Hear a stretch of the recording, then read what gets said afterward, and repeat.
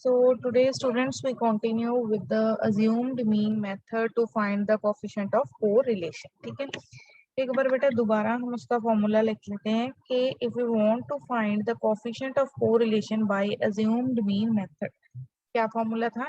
n into summation dx dy minus summation dx summation dy upon under the root n into summation dx square minus summation dx का whole square under the root n into summation dy square minus summation dy का whole square. ठीक है, यहाँ से बेटा जी मैंने आप लोगों को बताया था कि how we can find a dx and dy. जब हम लोगों ने dx निकालना है that is equals to x minus a, where a is a assumed mean from a x series and dy is equal to y minus b, where b is a assumed mean from a y series. ठीक है, तो इस case में बेटा जी हम लोग क्यों करते हैं, ताकि जो हमारी कैलकुलेशंस हैं वो कम हो जाएं, हमें जल्दी जल्दी आंसर पता चल जाए कि हम लोगों ने कैसे कोएफिशिएंट ऑफ कोरिलेशन निकालना है. ठीक है, क्योंकि अगर हम मीन फाइंड करेंगे that is a lengthy process, उसका सम फाइंड करना पड़ेगा, all that. To reduce the calculations हम लोगों ने नेक्स्ट जो मेथड इंट्रोड्यूस किया है वो कौन सा मेथड है, that is a assumed mean method.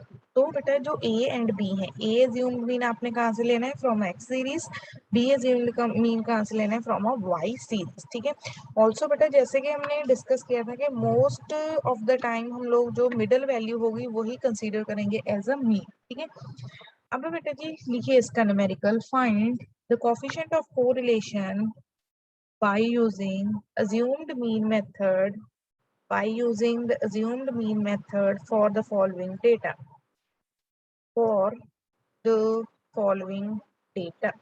ठीक है, लिखो बेटा जी values for x and the corresponding values for a y. x की वैल्यूज लिखो बेटा जी 10, 14, 18, 22, 26 and 30. Corresponding values for y are, y की वैल्यूज लिखो बेटे 18, 12, 24, 6, 30 and 36. ठीक है, अब बेटा क्योंकि हम लोगों ने अज्यूम्ड मीन मेथड यूज करना है तो हमें एक टर्म निकालनी पड़ेगी dx, फिर उसके बाद हम लोग कौन सी टर्म निकालेंगे, that is equals to dy. उसके बाद बेटा जी इन दोनों को चाहे प्रोडक्ट निकाल लो dx dy, एक टर्म निकालो आप dx का स्क्वायर, एक टर्म आप फाइंड करो dy का स्क्वायर. ठीक है, अब बेटा for finding the values of dx and dy assumed mean चाहिए हमें a सीरीज से, ऑल्सो फ्रॉम b सीरीज. देखो बेटा जी जो x सीरीज है वो 10, 14, 18, 22, 26 वो तो डायरेक्टली इंक्रीजिंग ऑर्डर में. हम लोग यहाँ से assumed mean ले लेते हैं कि let us suppose the assumed mean is equals to 18. बेटा आप लोग चाहे 18 ले लो, चाहे 22 ले लो, चाहे 14 ले लो, चाहे 26 ले लो, लास्ट आपका आंसर सेम आए. ठीक है, हम लोगों ने assumed mean यहाँ पे कितना कंसीडर किया है 18. अब बेटा फॉर फाइंडिंग द वैल्यू और to suppose the value of b, हम लोग b की वैल्यू कैसे सपोज करें, चेक करो बेटा जी यहाँ पे लोएस्ट वैल्यू कितनी है y की, सबसे छोटी वैल्यू कितनी है 6 और सबसे ग्रेटर वैल्यू कितनी है 36. जो that means the total interval for y है that is from 6 to 36. 6 to किसके बीच में, 6 to 36, इसके बीच में बेटा आप कोई भी वैल्यू कंसीडर कर सकते हो. ठीक है, चाहे बेटा जी आप चाहो तो वैल्यू चाहे जो सीरीज है इसमें से भी ले सकते हो. अगर आपने ये वैल्यू नहीं लेनी तो आप अपना कोई मेथड यूज करके, जैसे इन दोनों का मिड निकाल लो या कोई भी यूज करके आप वैल्यू कंसीडर कर सकते हो. मैं यहाँ पे कंसीडर कर रही हूँ value of p is equal to 18. ठीक है, मुझे लगता है ये मिड में है, मैं इसको चूज करूँ. ठीक है, आप चाहो 24 भी कर सकते हो चाहे. ठीक है, यहाँ तक क्लियर है बेटा जी, how we can choose the values for the a and b, कैसे वैल्यूज चूज किए हैं a और b की. शाबाश, यहाँ तक किसी को कोई डाउट हो जल्दी बोलो. Yes ma'am. क्या डाउट है बेटा? मैम आप दोबारा बताना कि ये कौन सी वैल्यू कैसे ली है। बेटा ये देखो, कोई भी वैल्यू जो आपकी एक्स सीरीज है, एक्स सीरीज बेटा कहाँ से स्टार्ट हो रही है, 10 से है ना, तो कहाँ तक जा रही है, अप टू 30। हमने ऊपर वाली इस साइड से एक वैल्यू छोड़ दी, यहाँ से एक वैल्यू स्किप कर दी, यहाँ से, इन दोनों में से आपकी चॉइस है, आप कोई भी वैल्यू कंसीडर कर सकते हो एक्स का। ठीक है बेटा, आपको ठीक है। वाई में बेटा ओके देखो, मैम। जो लोएस्ट वैल्यू है वो कितनी है यहाँ पे 6, और जो ग्रेटर वैल्यू है वो कितनी है 36। 6 और 36 का बेटा अगर हम मिड ठीक। भी निकालेंगे तो वो कितना होगा, 6 + 36 नियर अबाउट 19 18, यहाँ 19 18 के बीच में होगा, तो हमने वहां से 18 कंसीडर कर लिया। ठीक है, अगर बेटा आप लोगों ने यहाँ पे जो टोटल रेंज है उसके बीच की वैल्यू देख लें, मिड वाली वैल्यू, ठीक है, वो सबसे इजी वे होता है कि हम लोग मिडल वैल्यू कंसीडर करें एज अज्यूम्ड में। ठीक है राजेंद्र, ओके मैम। ओके चलो अब dx निकालते हैं। dx किसके इक्वल होता है बेटा जी, dx इज इक्वल्स टू, जैसे कि यहाँ पे लिखा हुआ है dx is equals to x minus a. First में हमारे पास x की वैल्यू कितनी है, the value for x is equal to, x की वैल्यू बेटा जी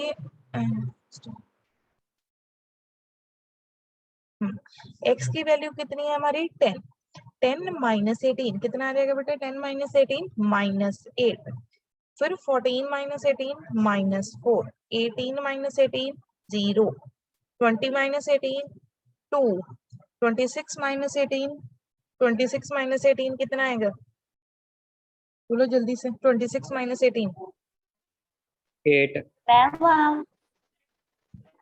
अब 30 माइनस 18 कितना आएगा 12।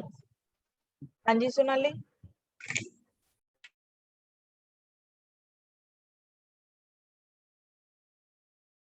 सोनाली ओके चलो dy निकालो बेटा।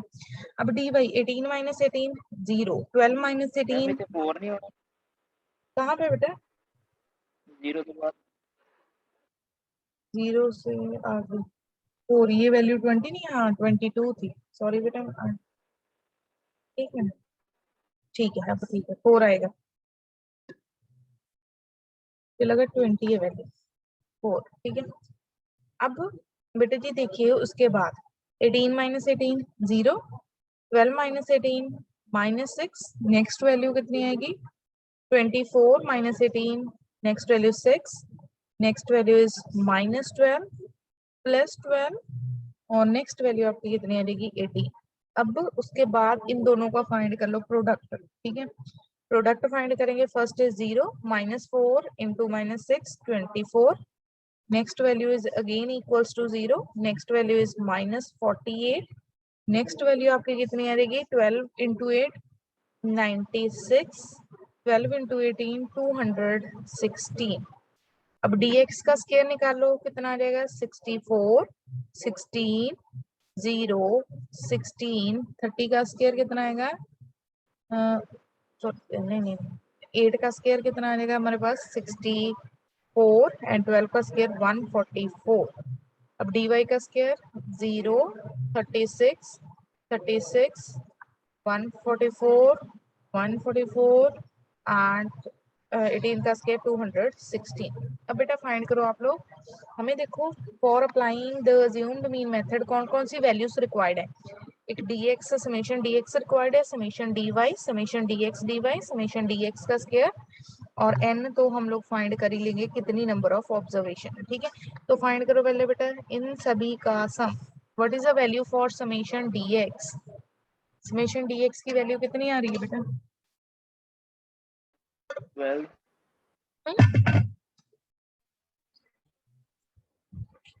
12। समीशन dx वाला by मैं। हाँ, summation dy 18 18, summation dx dy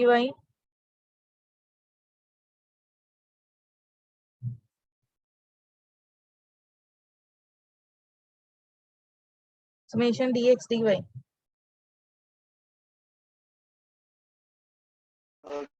288 288, very good.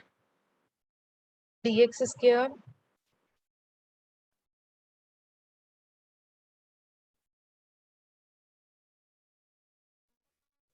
144 में। नो नो नो नो 144 बेटा कैसे हो सकता है? इन सभी को ऐड करोगे तो 144 कैसे होगा?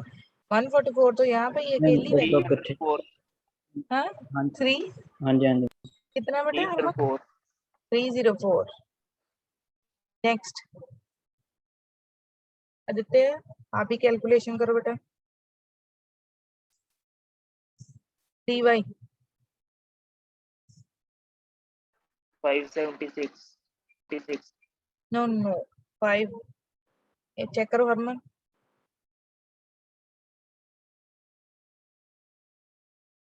जल्दी जल्दी लिखो बेटा। ओके 18 का स्क्वायर बेटा कितना होता है? चेक करो 18 इंटू 18 196। मैम 18 का है 324 एक मिनट बेटा 18 18 324 हाँ चलो बताओ अब ये एडिशन करके कितना? जल्दी आप लोगों ने तो बेटा एडिशन ही करनी है, लिखे हुए हैं वैल्यूज आपके सामने लिखी हुई हैं।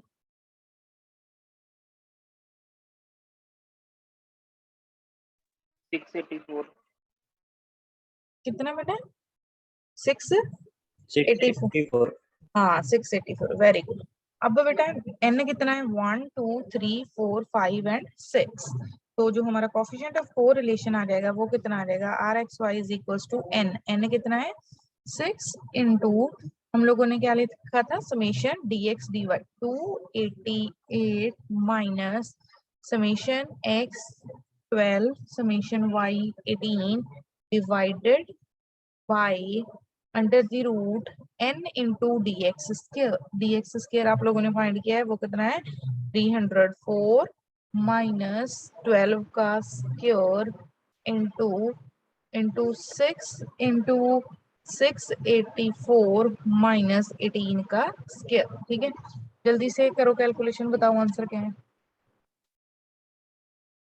न्यूमिनेटर आपका कितना आ रहा है?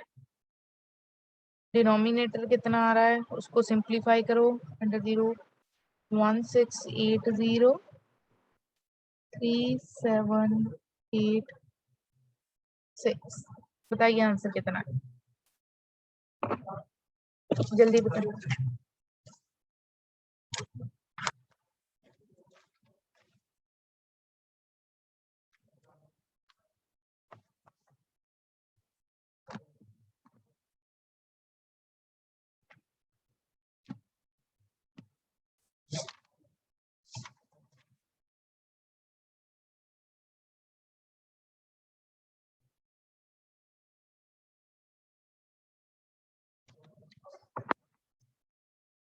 कैलकुलेशन ही करनी है, अंडर रूट निकालना है आप लोगों ने और वैल्यूज पुट करनी है।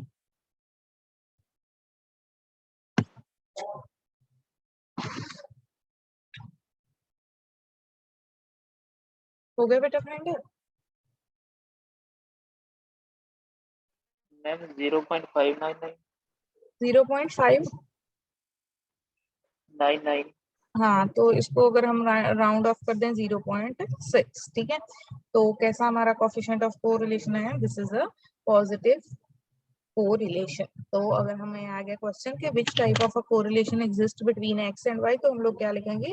पहले आप लोगों ने कोफिशिएंट ऑफ कोरिलेशन निकालना है, फिर उनको बताना है कि कैसा कोरिलेशन एग्जिस्ट कर रहा है, पॉजिटिव कोरिलेशन।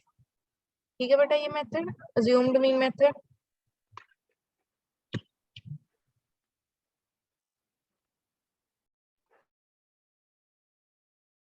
हाँ जी any doubt in assumed mean method? बेटा इसमें किसी को कोई प्रॉब्लम है तो बताओ।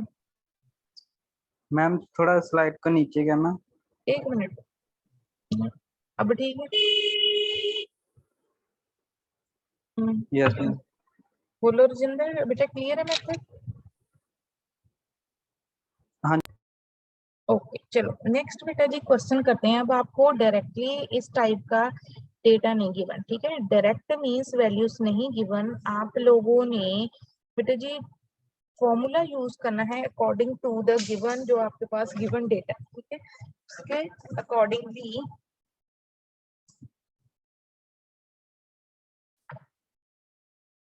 उसके अकॉर्डिंगली हम लोगों ने फॉर्मूला यूज करके निकालना है। लिखिए बेटा जी इसका न्यूमेरिकल, जो नेक्स्ट हम लोग न्यूमेरिकल डिस्कस करने जा रहे हैं।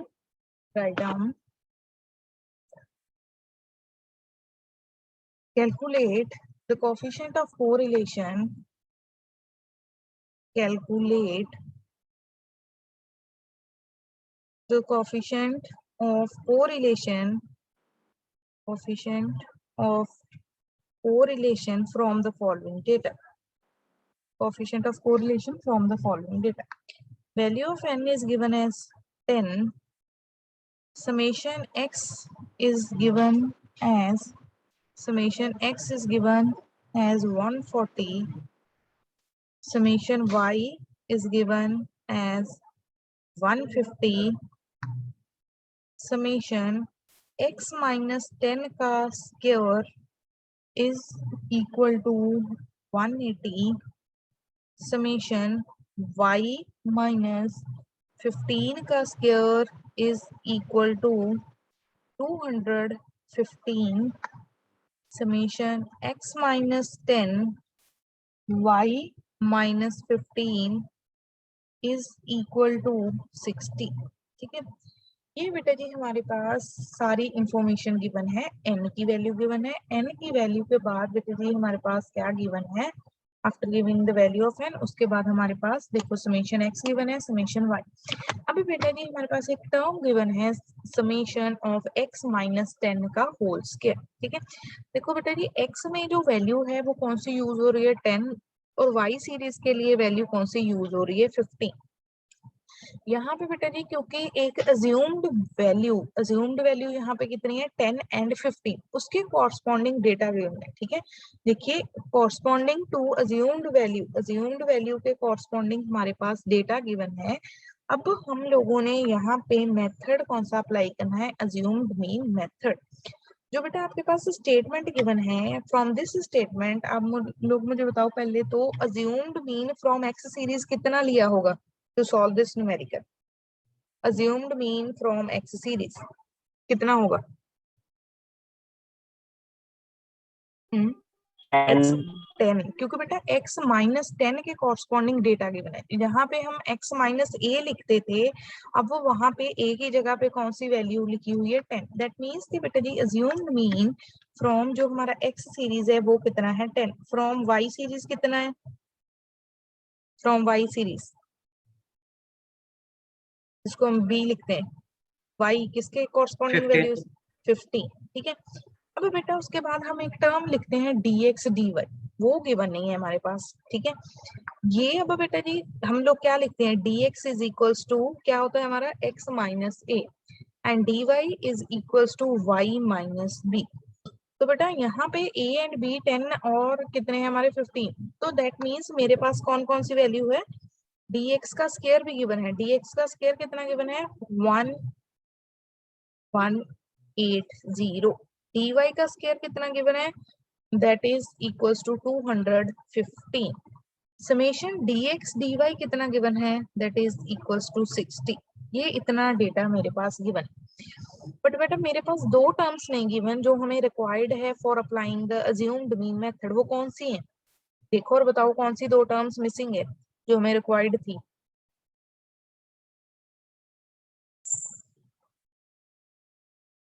हाँ बोलो बेटा, शाबाश, कौन सी दो term, summation dx and summation dy चाहिए थे। ठीक है, उनके लिए बेटा जी हम लोग यहाँ से कंसेप्ट यूज करेंगे। ठीक है, देखो बेटा समेशन dx एंड dy आप लोगों ने अगर बेटा मीन निकालते हैं, हम लोग मीन के 3 फॉर्मूलास होते हैं, एक मीन फाइंड करने का डायरेक्ट फॉर्मूला होता है, ठीक है डायरेक्ट फॉर्मूला, और दूसरा एक फॉर्मूला होता है शॉर्टकट फॉर्मूला।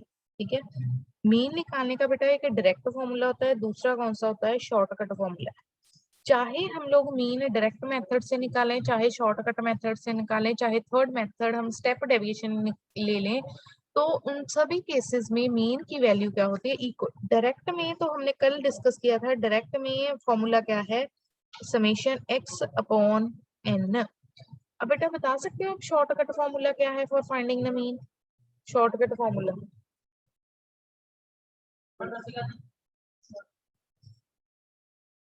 हाँ क्या फॉर्मूला है बेटा हरमन, क्विक शॉर्टकट फॉर्मूला कौन सा है?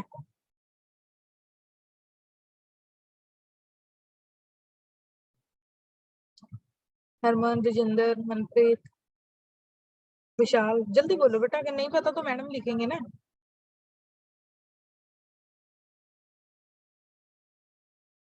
से यस और नो पता है कि नहीं? नो। ओके चलो। सो बेटा जी, इसमें अगर हम लोग देखो अज्यूम्ड मीन फॉर्मूला यूज करते हैं, ठीक है, कौन सा हम लोग यूज करते हैं? Assumed mean formula. तो बेटा उसके में क्या होता है? उस फॉर्मूले में ए जो हमारा अज्यूम्ड मीन होता है plus summation D x upon n, ठीक है बेटा, ये ए जो अज्यूम्ड मीन होता है और A plus summation D x upon N. अब बेटा यहाँ से बाय यूजिंग दिस कंसेप्ट के चाहे हम मीन डायरेक्ट फॉर्मूले से निकालें चाहे शॉर्टकट मेथड से निकालें, हमारा मीन क्या होगा? इक्वल। नाउ बेटा if we find the mean with the help of direct method, x bar is equals to summation x कितना गिवन है स्टेटमेंट में? चेक करो बेटा, वैल्यू फॉर समेशन x कितनी गिवन है? 140 अपॉन 10 कितना आ गया हमारा मीन? कितना आ गया? 14। अगर बेटा जी मैं मीन निकाल लूंगी by using this method, assumed mean कितना है x सीरीज का? 10 plus summation dx upon n कितना है? n is again equal to 10। अब बेटा चाहे हम मीन, मैंने आपको पहले भी बोला, चाहे डायरेक्ट मेथड से निकालें चाहे शॉर्टकट मेथड से निकालें, मीन तो हमारा क्या होगा? इक्वल। सो यहाँ से हमारे पास क्या आ जाएगा? 14 is equal to 10 plus summation D x upon 10, ठीक है, कितनी वैल्यू आ गई हमारे पास? 10 plus summation D x upon 10। बेटा अब मैं इसको सिंप्लीफाई करूंगी, 14 minus 10 is equals to summation D x upon 10 which implies summation dx is equals to 4। बेटा 14 माइनस 10 करेंगे 4 इंटू 10 कितना आ जाएगा? 40। बेटा this is a important step, इसको देखो, अगर इसमें हाँ किसी को कोई भी डाउट है तो पूछो जल्दी, बी क्विक।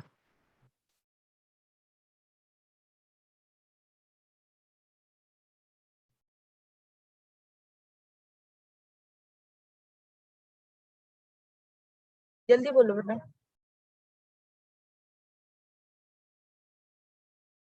बेटा क्लियर है ये हमने क्यों यूज किया डायरेक्ट मेथड और शॉर्टकट मेथड? क्योंकि हमें किसकी वैल्यू रिक्वायर्ड थी? dx की। dx की वैल्यू फाइंड करने के लिए हम लोगों ने मीन निकाल लिया डायरेक्ट मेथड से और शॉर्टकट मेथड से, उन दोनों को क्यों कर दिया? इक्वल। इक्वल किया तो यहाँ से मीन कितना आ गया? 14। यहाँ पे 10 प्लस समेशन dx अपॉन 10, वहां से dx निकाले। हरमन, विशाल, यस सर। हाँ यस बेटा मैम। क्लियर है ये? Yes ma'am. जल्दी बोलो जल्दी, अगर नहीं आवाज आ रही तो राइट इन चैट यस बॉक्स में। मैम। ओके। सिमिलरली बेटा ये तो हमारे पास dx आ गया, एक क्वांटिटी अभी में मिसिंग है, that is a dy, summation dy। उसके लिए बेटा जी अब कौन सा कंसेप्ट यूज हो जाएगा? किसका हम मीन मैम निकालेंगे? Same concept. हाँ बट सीरीज कौन सी आ जाएगी? y। y bar is equals to summation y upon n, और यहाँ पे y बार कितना आ जाएगा? b plus summation dy upon n। तो बेटा what is the value for summation y कितना था given? 150 divided by 10 that is equals to 15। यहाँ से y बार निकालेंगे तो बेटा हमने अज्यूम्ड मीन कितना सपोज किया था? The value for assumed mean कितनी है? Assumed mean b is equal to 15, ठीक है, तो कितना आ जाएगा यहाँ पे? 15 प्लस समेशन dy अपॉन 10। अब अगेन ये दोनों क्वांटिटीज आपस में इक्वल होंगी, 15 is equals to 15 plus summation dy upon 10। जब बेटा 15 ये लेफ्ट हैंड साइड पे शिफ्ट होगा तो 15 माइनस 15 कितना हो जाएगा? 0। तो जो हमारा dy है समेशन dy वो कितना आ गया? The value for summation dy is equal to 0। यहाँ तक क्लियर है बेटा? समेशन dx आ गया, समेशन dy आ गया, बाकी वैल्यूज आप लोगों के पास हैं, put into a formula and find the coefficient of correlation. ठीक है, तो coefficient of correlation R X Y वो किसके इक्वल आएगा, that is equal to N summation D X D Y minus summation D X summation D Y upon कौन क्या आएगा n into summation D X का square minus summation D X का whole square n into summation D Y का square minus summation D Y का whole square. ठीक है, this is अब वैल्यूज पुट करो। n की वैल्यू हमारी कितनी है, द वैल्यू फॉर n की वैल्यू कितनी थी, value for n is 10 summation dx dy कितना गिवन है 10 समेशन dx हम लोगों ने फाइंड किया, समेशन dx कितना आया 40 समेशन dy कितना आ गया 0 अपॉन n की वैल्यू 10 dx स्क्वायर गिवन है हमारे पास 180 माइनस dx का स्क्वायर 40 का स्क्वायर। ठीक है, फिर सेकंड अंडर रूट में क्या रहेगा n समेशन dy का स्क्वायर कितना गिवन है, what is the dy square 215 minus 0 का स्क्वायर। जल्दी से इसको सॉल्व करो और बताओ आंसर कितना है आपको। जिसको डाउट है वो डाउट डिस्कस करो, बाकी कैलकुलेशंस करो जल्दी से। What is your answer after solving this. हाँ जी बेटा, जिसको कोई भी डाउट है फॉर्मूले में डिस्कस करो।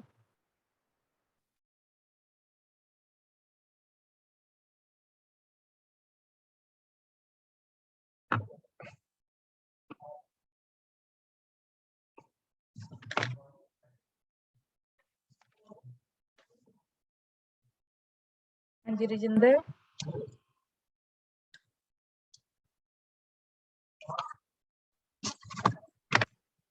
मैम बेटा क्लियर हुआ थोड़ा सा कि कैसे dx dy निकाला, समेशन dx समेशन dy। हाँ जी मैम। ओके, करो फिर बेटा हाँ जी मैम। कैलकुलेशन जल्दी से।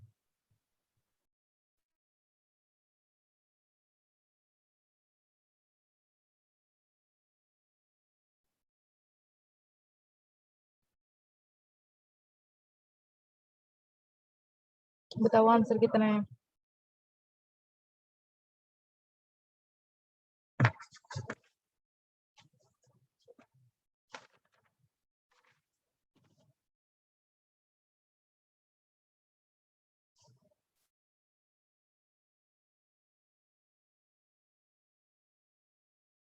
बेटा क्या आंसर है।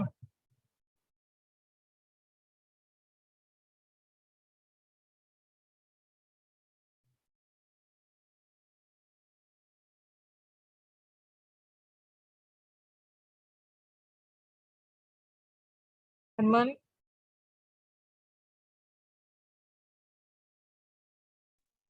मैम 0.85। 0.85।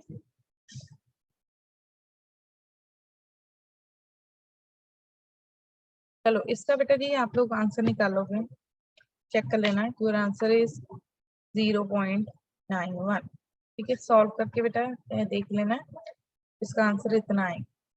नेक्स्ट बेटा जी हम लिखो, नेक्स्ट इज प्रॉपर्टीज ऑफ, ये बेटा जी प्रॉपर्टीज इंपॉर्टेंट है, properties of coefficient of correlation, properties of coefficient of correlation के इसकी क्या क्या प्रॉपर्टीज होती हैं कोफिशिएंट ऑफ कोरिलेशन। फर्स्ट बेटा जी प्रॉपर्टी लिखो, the coefficient of correlation always lies between -1 to 1। ठीक है, जो बेटा कोफिशिएंट ऑफ कोरिलेशन होता है वो ऑलवेज किस रेंज में लाई करता है, -1 to 1।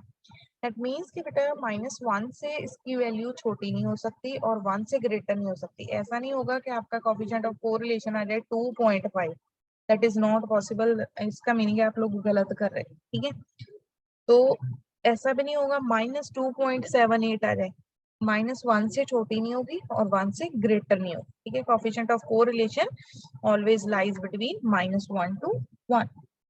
अगर बेटा सेकंड प्रॉपर्टी, अगर r x y is equals to +1 हो तो इसको हम क्या बोलते हैं, कौन सा कोरिलेशन है? पहले वर्ड हम यूज कर चुके हैं, r is equal to 1। Positive कौन सा positive? Perfect positive. Positive 235 Perfect, write down. Then the correlation is known as perfect positive correlation. Perfect positive correlation. And बेटा जी, if r of xy is equals to -1, फिर कौन सा होगा?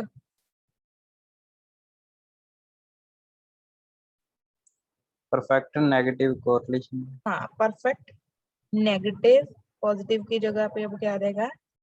Negative correlation, perfect negative correlation. उसके बाद बेटा जी next third property यहाँ पे लिख लो, r of xy is equals to 0। ये क्या इंडिकेट करता है?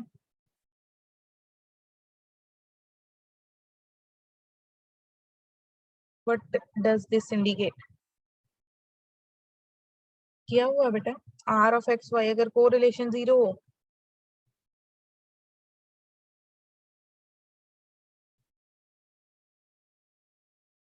Harman, what does no relation.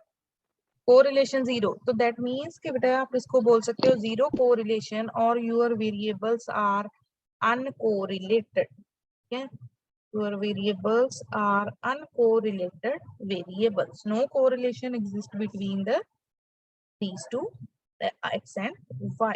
अब बेटा थर्ड प्रॉपर्टी, अगर बेटा जी r की वैल्यू लाई कर रही है 0 to 1 के बीच, means not equal to 1 not equals to 0, तो इस केस में हम कौन सा कोरिलेशन बोलेंगे? Positive correlation.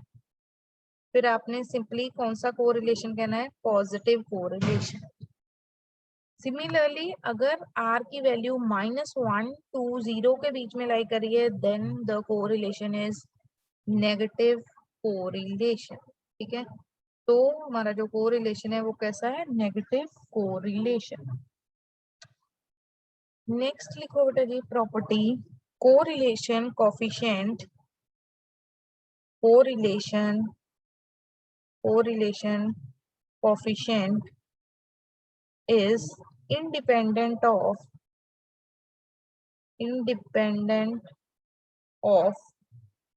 change of origin and change of scale। ये मैं बताती हूँ क्या होता है, change of origin and change of scale।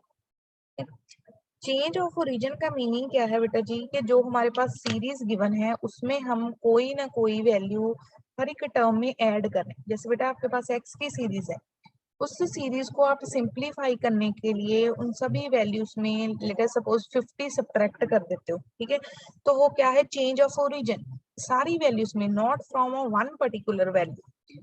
Similarly अगर बेटा हम सीरीज को किसी ना किसी टर्म के साथ मल्टीप्लाई या डिवाइड करते हैं तो वो उसका क्या चेंज हो जाता है? स्केल। तो अगर बेटा हम सीरीज को, हमारे पास जो स्टैंडर्ड सीरीज है उसको सिंप्लीफाई करेंगे बाय कि उस सीरीज में कोई ना कोई नंबर ऐड कर दें या उस सीरीज में कोई ना कोई नंबर सब्ट्रैक्ट कर दें, ठीक है, या नंबर मल्टीप्लाई कर दें, डिवाइड कर दें, तो जो हमारा कोफिशिएंट ऑफ कोरिलेशन है वो क्या रहेगा? सेम। तो दैट मींस कि जो हमारा कोफिशिएंट ऑफ कोरिलेशन है वो क्या है? Coefficient of correlation is independent of change of scale and origin. ठीक है, क्या है? Independent of change of scale and origin. अब बेटा ये प्रॉपर्टीज जो हैं ये कई बार आ जाती हैं इन द 2 मार्क्स।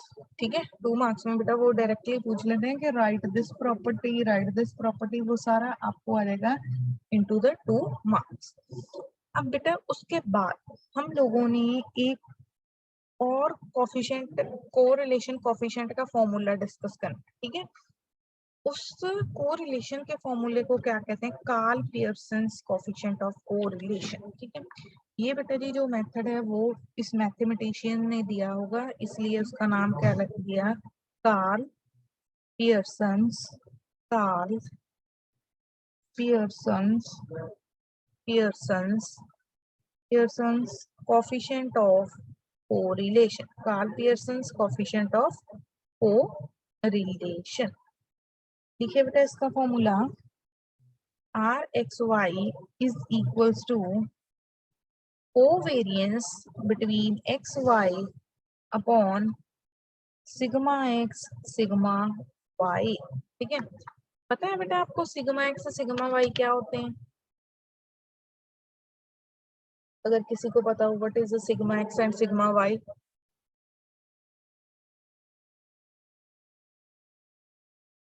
हाँ जी बेटा, क्या होते हैं sigma x and sigma y? शाबाश, बताइए।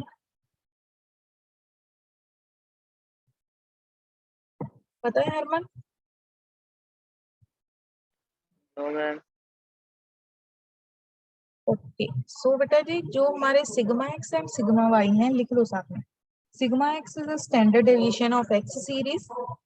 Sigma x is a standard deviation of x series. Sigma y is a standard deviation of y series. Sigma x is a standard deviation of x series and sigma y जो है आपका वो क्या है? Standard deviation of y series. ठीक है, अब उसके बाद लिखो, ठीक है, सिग्मा एक्स सिग्मा वाई। बेटा ये स्टैंडर्ड डेविएशन है, ये हम 10th 9th क्लास में निकालने सीखते हैं।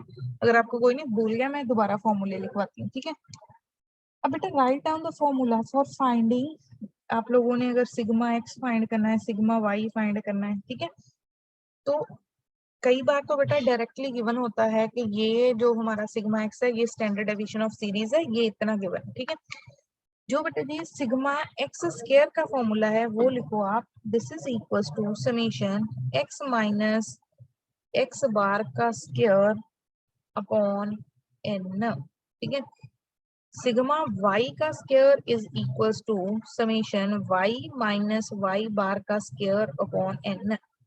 अब बेटा जी ये जो sigma x square and sigma y square है वे ये क्या डिनोट करते हैं?